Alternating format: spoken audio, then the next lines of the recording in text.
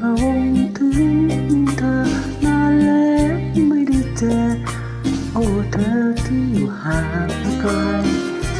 อยากไปหา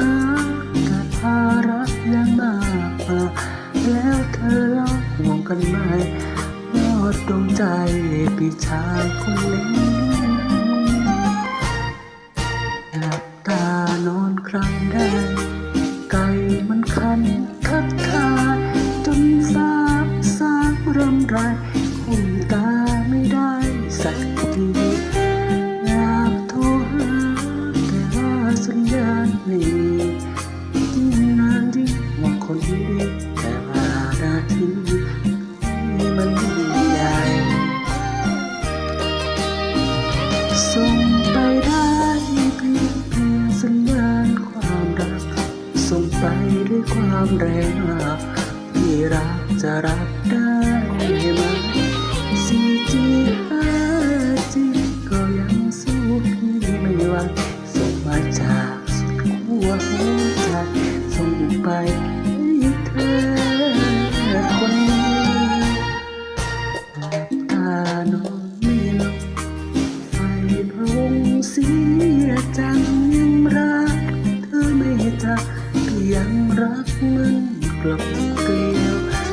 หากว่าน้องเปิดใจรับรู้แน่เชื่อ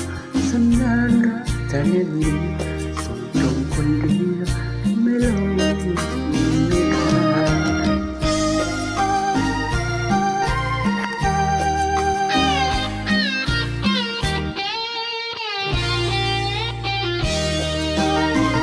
ส่งไปได้เพียงสัญญาณความรักส่งไปด้วยความแรงที่รักจะรับได้ไหม 4G 5G ก็ยังสู้พี่ไม่ไหวส่งมาจากสุดขั้วหัวใจส่งไปให้เธอคนเดียวหลับตานอนไม่หลับไฟ